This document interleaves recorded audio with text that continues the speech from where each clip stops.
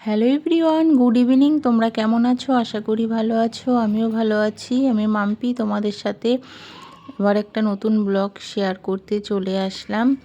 তো দেখো, দিনটি ছিল সানডে। তোমাদের দাদা ভাইয়ের অফ ডে, মানে স্যাটারডে আর সানডে দুদিন অফ ডে।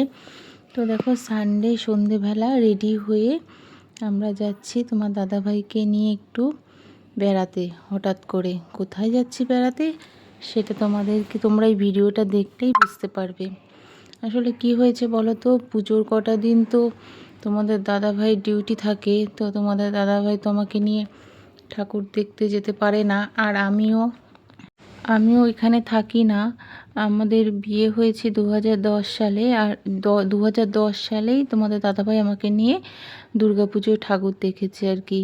তারপরে 2011 সাল থেকে মা দুর্গা যেমন কৈলাস থেকে মর্তে তাদের ছেলে মেয়েকে নিয়ে চলে আসে পুজোর কটা দিন নিজের মতন করে কাটানোর জন্য, তেমনই আমারও 2011 সাল থেকে 2025 সাল পর্যন্ত আমারও তাই একই সেম আর কি। আমিও চলে যাই আমার বাপের বাড়ি, নবদ্বীপের আগের স্টেশন সমুদ্রগড়ে আমার বাপের বাড়ি। তোমরা অনেকেই সমুদ্রগড় বললে বুঝতে পারো না, ওই জন্য বললাম নবদ্বীপের আগের স্টেশন সমুদ্রগড়।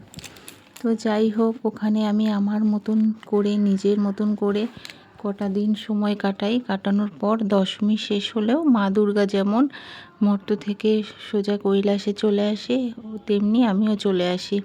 যাই হোক, বলতে বলতে দেখো আমাদের গন্তব্যস্থানে পৌঁছে গেছি। বেড়াতে যাওয়ার কথা বললাম, বেড়াতে না, আসলে হচ্ছে তোমার দাদাভাইকে নিয়ে এসেছিলাম আমি ট্রেন্ডসে।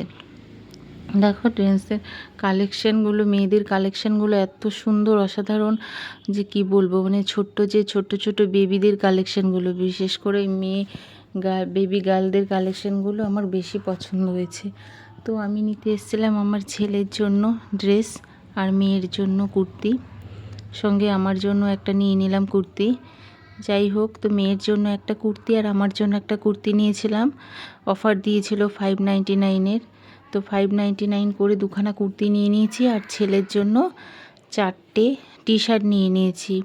কী হয়েছে বলো তো, টি শার্টটা দিয়েছিল মানে আমার মাসি আমার ছেলেকে একটা জামা আর প্যান্টের সেট দিয়েছিল, তো ওটা বড় হয়েছিল, ওইটাই চেঞ্জ করতে এসেছিলাম।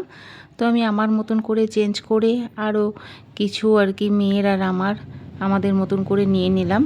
তো তারপরে দেখো সোজা চলে এসেছিলাম কেকের দোকানে। বাবুকে নিয়ে বেরোলে বাবু কেক আর আইসক্রিম খাবে না, সেটা তো হতেই পারে না। মানে কেক নয়তো আইসক্রিম, দুটোর মধ্যে কিছু ওকে কিনে দিতে হবে। যাই হোক, তারপরে দেখো বাবুর জন্য তো 2টো কেক নিলাম, আর বাবুর জন্য নিলে মেয়ের জন্য নেব না, সেটা তো হয় না। তারপরে দেখো কেক নিয়ে বাড়ি চলে আসলাম। বাই।